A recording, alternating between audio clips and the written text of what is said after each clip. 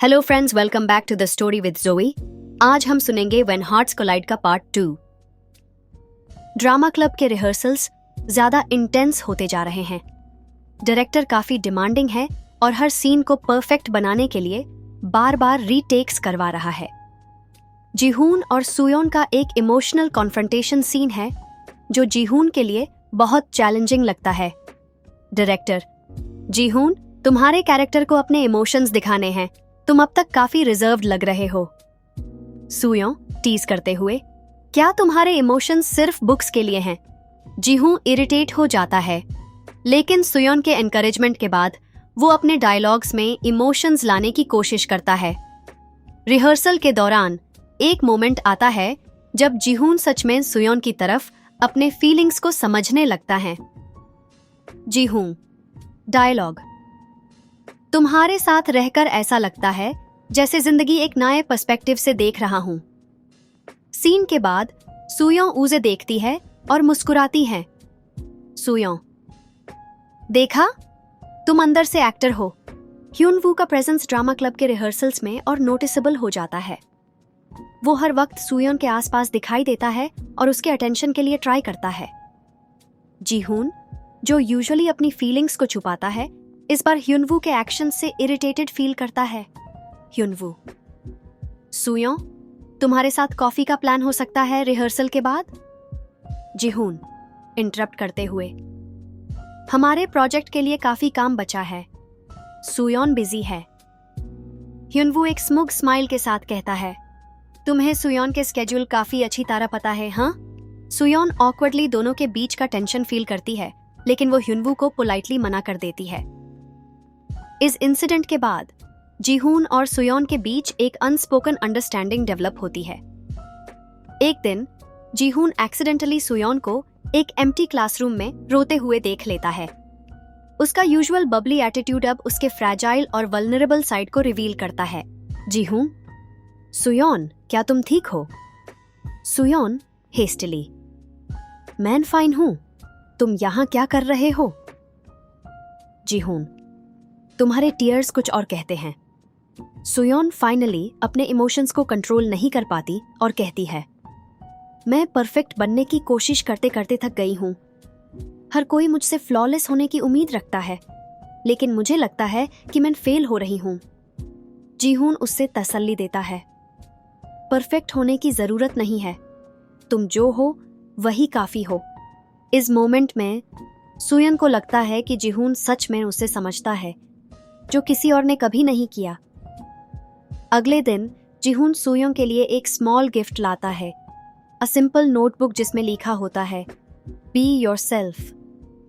जीहून: मुझे लगा तुम्हें अपने थॉट्स और फीलिंग्स लिखने के लिए एक जगह चाहिए। सुयोन नोटबुक देखकर इमोशनल फील करती है, लेकिन उसे मास्क करते हुए कहती है, तुम सॉफ्टी हो जीहून। दोनों के बीच एक लाइट मोमेंट होता है, लेकिन दोनों साइलेंटली इस जेस्चर का इंपॉर्टेंस समझते हैं। सुयोन के चीयरफुल पर्सोना के पीछे का एक और ट्रूथ रिवील होता है जब जीहून एक्सीडेंटली उसके फोन पर एक मैसेज देख लेता है।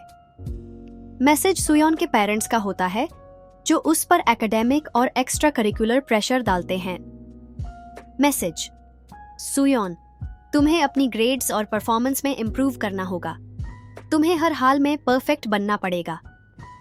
जीहून इस बात को लेकर सुयोन से कन्फ्रंट करता है।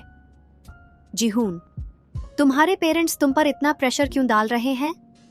सुयोन: ये मेरा पर्सनल मैटर है।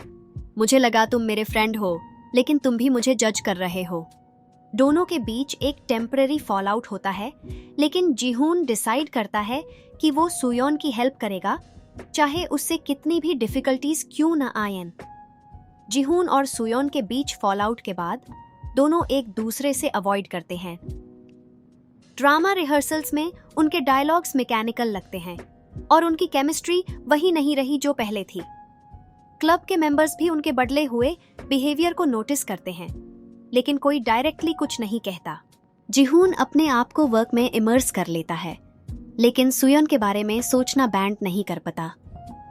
सुयोन दूसरी तरफ अपने पेरेंट्स के एक्सपेक्टेशंस और जीहून के साथ हुए आर्ग्यूमेंट के बीच फंस जाती है। उसकी चीयरफुल मास्क और ज्यादा ब्रिटल लगने लगती है। ह्युनवू इस टेंशन का फायदा उठाने की कोशिश करता है। एक दिन सुयोंग को कैंटीन में अकेले देखकर वो उसके पास जाता है। ह्युनवू, तुम इतनी लो क्यों लग रही हो? क्या तुम्हें हेल्प चाहिए? सुयोंग, मैं ठीक हूं, बस थोड़ा टायर्ड हूं। ह्युनवू, तुम्हारे लिए ये सब परफेक्ट होने का ड्रामा जरूरत से ज्यादा हो गया है। तुम्हें किसी पर डिपेंड करना चाहिए जैसे पहले मुझ पर करती थी। सुयोंग इरिटेट हो जाती है लेकिन कुछ नहीं कहती। ह्युनवू उसके साथ फ्रेंडली बनने की कोशिश करता है लेकिन उसकी इंटेंशंस क्लियर होती हैं। वो सुयोंग के वीक मोमेंट का फायदा उठाने की कोशिश कर रहा है। जीहून एक दिन लाइब्रेरी में सुयोंग का नोटबुक देख लेता है, वो जो उसने गिफ्ट किया था। नोटबुक के फर्स्ट फ्यू पेजेस ब्लैंक होते हैं लेकिन एक पेज पर एक मैसेज लिखा होता है, क्या मैं कभी अपने लिए जी पाऊंगी? ये मैसेज जीहून को डीपली अफेक्ट करता है। उसे लगता है कि सुयोंग को अभी उसकी सबसे ज्यादा जरूरत है और वो अपने आप को उसकी हेल्प करने से रोक नहीं पाता। एक शाम जब बारिश हो रही होती है, जीहून स्कूल के एंट्रेंस के पास सुयोंग को भीगना देख लेता है। वो एक बेंच पर बैठी होती है बिना छतरी के और लगता है जैसे वो किसी गहरी सोच में डूबी हो। जीहून अपनी छतरी लेकर उसके पास जाता है। जीहून, तुम यहाँ क्या कर रही हो? इतनी तेज बारिश में बीमार हो जाओगी। सुयोंग सॉफ्टली, कभी कभी मुझे लगता है कि बारिश मेरे दिमाग के शोर को छुपा देती है। जीहून उसे अपनी छतरी के नीचे ले आता है और कहता है, मैं तुम्हारे साथ हूँ सुयोंग, तुम्हें सब कुछ अकेली हैंडल करने की जरूरत नहीं है। इस बार सुयोंग अपने इमोशंस को कंट्रोल नहीं कर पाती और रो पड़ती है। जीहून उसके करीब बैठकर उसे तसल्ली देता है और एक साइलेंट प्रॉमिस करता है कि वो हमेशा उसका सपोर्ट करेगा। अगली सुबह जीहून और सुयोंग के बीच चीजें थोड़ी बेटर होती हैं। सुयोंग रिहर्सल्स में ज्यादा फोकस्ड लगती है और जीहून भी उसे सपोर्ट करता है। रिहर्सल्स के एक ब्रेक के दौरान सुयोंग उसे कहती है, सूरज की तरह तुम मुझे हमेशा होप देते हो जीहून। मुझे नहीं पता था कि कोई मुझसे बिना किसी एक्सपेक्टेशंस के केयर कर सकता है। मैं तुम्हारा दोस्त हूँ और अगर तुम्हें कभी किसी पर ट्रस्ट करने की जरूरत हो तो मैं हमेशा यहाँ हूँ। दोनों के बीच एक अंडरस्टैंडिंग डेवलप होती है लेकिन उनका रिलेशनशिप अब भी एक डेलिकेट बैलेंस पर होता है। स्कूल प्रिंसिपल एक स्पेशल अनाउंसमेंट करता है। इस साल का एनुअल कल्चरल फेस्टिवल एक ग्रैंड इवेंट होगा और ड्रामा क्लब का परफॉर्मेंस उसका हाईलाइट होगा। ये अनाउंसमेंट ड्रामा क्लब के मेंबर्स में एक्साइटमेंट और प्रेशर दोनों लाता है। जीहून और सुयोंग, जो अब एक बेटर स्पेस में हैं, डिसाइड करते हैं कि वो अपने डिफरेंसेस भूलकर परफॉर्मेंस को बेस्ट बनाएंगे। लेकिन ह्युनवू अब भी उनकी बॉन्डिंग को तोड़ने की कोशिश में लगा है। वो एक नई चाल चलता है जो स्टोरी में एक और ट्विस्ट लाएगी। End of part 4। इस पार्ट में जीहून और सुयोंग के बीच बॉन्डिंग स्ट्रेंथन होती है लेकिन ह्युनवू अब भी उनकी लाइफ में प्रॉब्लम्स क्रिएट कर रहा है।